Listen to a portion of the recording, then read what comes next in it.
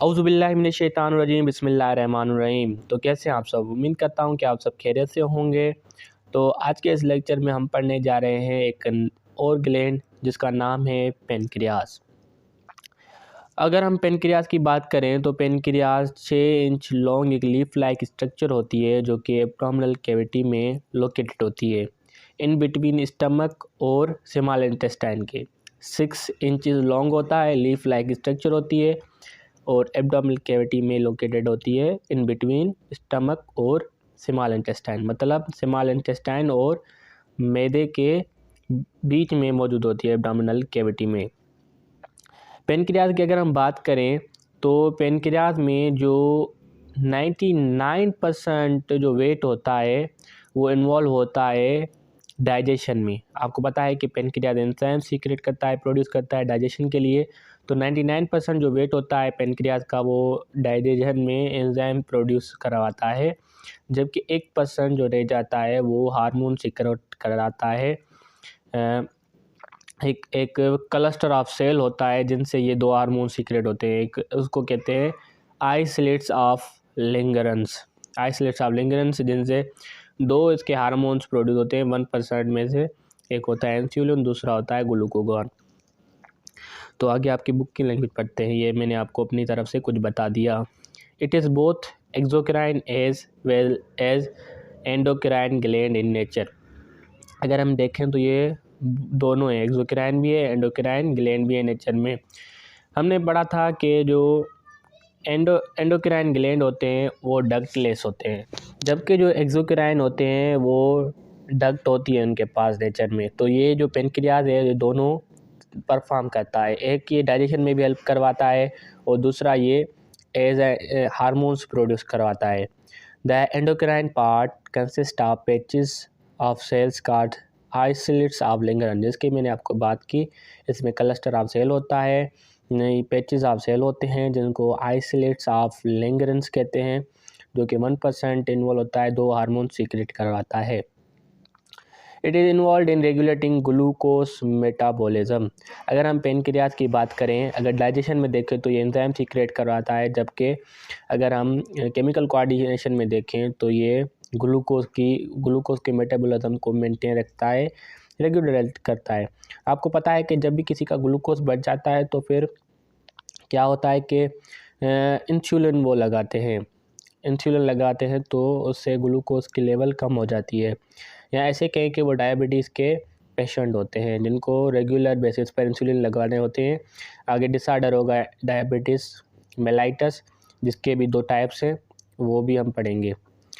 In response to high level of glucose, जब glucose का level बढ़ जाता है, हम ज़्यादा मीठा खा लेते हैं, हमें पता होता है कि शुगर हो सकती है लेकिन हम ज़्यादा मीठा ठूस जाते हैं।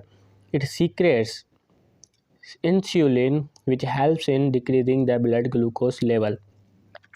पेनक्रियास क्या करते हैं कि इंसुलिन सेक्रेट करते हैं, जिनसे इंसुलिन अपने टारगेटेड आर्गन तक पहुंचती है और क्या करती है कि जो ब्लड में ग्लूकोज की लेवल होती है उसको कम करती है।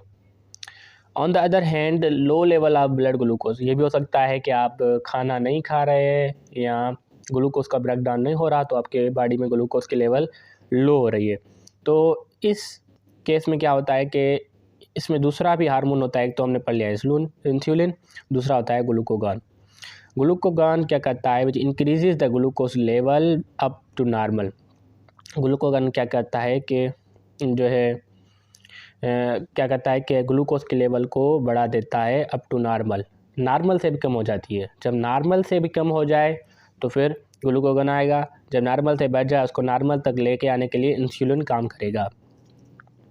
उसके बाद regulation of blood glucose through insulin and glucagon is a type of negative feedback in which opposite effect is observed in relation to stimulus.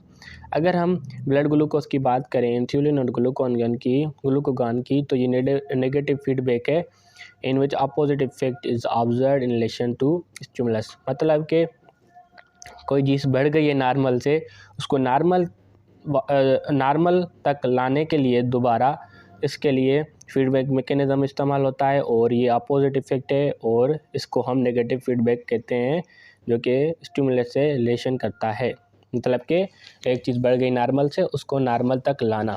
तो ये स्ट्रक्चर है पैनक्रियाज की। तो पैनक्रियाज में दो किस्म के पैनक्रियाटिक आइसोलेट्स ऑफ लैंगरेंस है ये सेल्स। इसमें दो सेल्स होते हैं, एक अल्फ़ा सेल्स और बीटा सेल्स। अगर हम इस अल्फ़ा सेल्स की बात करें तो अल्फ़ा सेल्स जो होते हैं वो अल्फ़ा सेल्स जो होते हैं वो ग्लूकोगन सीक्रेट करते हैं, जबकि जो बीटा सेल्स होते हैं वो इंसुलिन को सीक्रेट करते हैं। This is about your knowledge, कि आपको याद रखना है।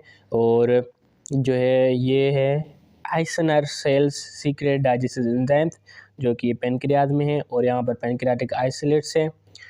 और ये पैनक्रियाटिक आइसोलेट्स में दो सेल्स होते हैं, एक अल्फ़ा सेल्स और बीटा सेल्स, जो दो हार्मोन सीक्रेट करते हैं। एक होता है इंसुलिन, एक होता है ग्लूकोगन। जो इंसुलिन सीक्रेट करता है वो बीटा सेल्स होते हैं, जो ग्लूकोगन सीक्रेट करता है वो अल्फ़ा सेल्स होते हैं। तो ये आपको ज़रूर याद करना है।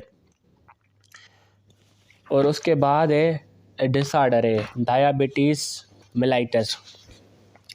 डायबिटीज़ मेलाइटस क्या होता है कि एक बंदा है जो मतलब कि कोई पर्सन है जो इनटेक कर रहा है ग्लूकोज का ज़्यादा, उसमें ब्लड ग्लूकोज बढ़ जाती है, या उसमें से कहें कि इंसुलिन की कमी है, जिसमें डिफिशिएंसी ऑफ इंसुलिन है, और अमाउंट ऑफ शुगर जो है वो ब्लड में बढ़ता ही रहता है, कम नहीं होता उसकी वजह से, क्योंकि इंसुलिन कम है। तो इसको हम कहेंगे diabetes mellitus. It is a disorder in which pancreas produces insufficient और नो इंसुलिन। अब क्या होता है, पहले मैंने इसलिए कहा कि ग्लूकोज का बढ़ जाना, क्योंकि ज़रा सी बात है, अगर इंसुलिन नहीं होगी तो ग्लूकोज बढ़ता ही रहेगा और वो काबू में नहीं आएगा। ये एक डिसऑर्डर है जिसमें क्या होता है कि इसमें क्या होता है कि पेनक्रियाज इनसफिशिएंट या प्रोड्यूस करते हैं तो थोड़ी इंसुलिन प्रोड्यूस करते हैं या करते ही नहीं हैं। रिजल्ट में क्या होता है, अगर नहीं कर रहे हैं या थोड़ी सी कर रहे हैं, the level of glucose in blood becomes very high.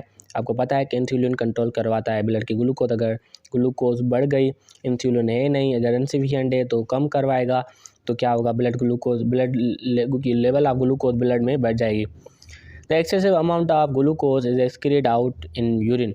जब ज़्यादा ग्लूकोज की लेवल बढ़ जाती है तो वो यूरिन से एक्सक्रीट होती है। So the frequency of passing urine increase many times. तो फ्रीक्वेंसी जो होती है यूरिन की पास करने की वो भी बढ़ जाती है बहुत दफ़ा। अगर हम देखें, moreover the patient feels very thirsty and hungry. तो फिर क्या होता है कि मैनी टाइम्स इनकी जो हो जाती है पासिंग यूरिन, तो उससे क्या होता है कि पेशेंट जो है थर्स्ट फील करता है, प्यासा फील करता है अपने आप को, और अपने आप को भूखा महसूस करवाता है। In the absence of using और स्टोरिंग ग्लूकोज, या एब्सेंस में या ग्लूकोज के स्टोर में जो कि सेल्स में होती है स्टोरिंग इसकी, the patient loses weight and get tired. अगर ग्लूकोज की एब्सेंस है, वो नहीं हो रहा, एब्सेंस है, तो उसमें क्या होगा, जो पेशेंट होते हैं वो उसका वेट लॉस हो जाएगा और वो थकावट महसूस करेगा। अब यह है कि ways to manage diabetes mellitus. अगर मैं आपको अपनी इंफॉर्मेशन से थोड़ा सा बताऊं तो डायबिटीज़ के दो टाइप्स होते हैं, टाइप 1 और टाइप 2। बहरहाल ये आप आगे जाकर पढ़ेंगे डिटेल में, लेकिन मैंने आपको ये बता दिया कि दो टाइप्स होते हैं इसके, डायबिटीज़ 1 और डायबिटीज़ 2। अब डायबिटीज़ को मैनेज कैसे किया जाए? Dietary management of diabetes. Dietary management and appropriate amount of physical activity play important roles in diabetic control. Deity food जो है वो खाना चाहिए, और फिज़िकल एक्टिविटी जो एक्सरसाइज वगैरह है वो भी करनी चाहिए डायबिटिक मेलाइटस के पेशेंट को। तो balance diet the variety of foods, balance diet होना चाहिए। और दूसरा है 3 लो 1 हाई प्रिंसिपल। 3 लो 1 हाई प्रिंसिपल, लो फैट हो, लो सोडियम हो, लो शुगर्स एंड हाई फाइबर। ये 3 लो एंड 1 हाई प्रिंसिपल है बैलेंस डाइट में। मतलब कि फैट भी कम होना चाहिए, सोडियम भी कम होना चाहिए, मतलब साल्ट, और शुगर भी कम, बाकी जो फाइबर हैं वो हाई होने चाहिए। उसके बाद exercise, reduce intake of saturated fat, trans fat and sodium can lower the risk of developing heart disease with and hypertension. और क्या करना चाहिए, और जो सेचूरेटेड फैट है, ट्रांस फैट है और सोडियम वगैरह है, तो उसके इनटेक को रोका जाए, क्योंकि ये रिस्क करवाते हैं, मतलब कि हार्ट डिजीज़ में का रिस्क हो सकता है और हाइपरटेंशन का भी रिस्क हो सकता है। Controlling intake of energy for purpose of weight reduction और मेंटेनेंस, एनर्जी को कंट्रोल किया जाए उसके इंटेक को इस पर्पज़ के लिए कि वेट हम रिडक्श करें, मेंटेन करें। उसके अलावा मैंने आपको बताया कि बैलेंस डाइट होनी चाहिए, एक्सरसाइज होनी चाहिए, मेडिकेशन होनी चाहिए। तो इन तरीके से कंट्रोल हो सकती है डायबिटीज़ मेलाइटस। तो ये लिख रहा है foods for controlling diabetes mellitus. तो ये फूड आपको जो भी डायबिटीज़ का पेशेंट है उसको खाने चाहिए। कीवी है, एवोकाडो है, सिनामून है, डार्क लीफी वेजिटेबल्स हैं, एप्पल्स हैं, होल ग्रेन्स हैं, बेरीज़ हैं या गावा है। तो ये सारे फ्रूट्स खाने चाहिए उस डायबिटीज़ मेलाइटस के पेशेंट को। तो यहाँ पर एक टेबल दिया गया है, यहाँ पर दिया गया है normal, impaired glucose, diabetic. Normal मतलब जो सभी की नॉर्मल रेंज होती है, जो एक नॉर्मल बंदा होता है उसकी ग्लूकोज का, और इम्पेयर्ड ग्लूकोज बढ़ जाना। और जिसकी डायबिटिक पेशेंट है उसकी तो इसने रेडी दिखाई है और उल्टा ठेंगा दिखाया है कि मतलब अब इसमें कुछ भी नहीं होगा। सबसे पहले नॉर्मल की अगर बात करें तो फास्टिंग में 80 से 100, और अगर खाने के बाद 170 से 200, और 2-3 घंटे के बाद ईटिंग के बाद, खाना खाने के बाद 120-140, ये नॉर्मल है। अगर हम फास्टिंग की बात करें लेकिन इम्पेयर्ड ग्लूकोज, तो उसमें 101 से 125, और आफ्टर ईटिंग में 190 से 230, और 2 से 3 घंटे आफ्टर ईटिंग 140 से 160। और जो डायबिटिक का पेशेंट है उसकी है फास्टिंग में 126 प्लस, और आफ्टर ईटिंग खाना खाने के बाद 220 से 300। ये देखिए ना कितनी बढ़ गई है शुगर इसकी। और 2 से 3 घंटे आफ्टर ईटिंग 200 प्लस। तो ये था, और नीचे एक एक्टिविटी है वो आप पढ़ लीजिएगा और खुद कर लीजिएगा। होप के आपको लेक्चर पसंद आया, अगर पसंद आया तो शेयर करिएगा, वीडियो को लाइक करिएगा। मिलेंगे इसी नए लेक्चर में, तब तक के लिए अपना ख्याल रखिए।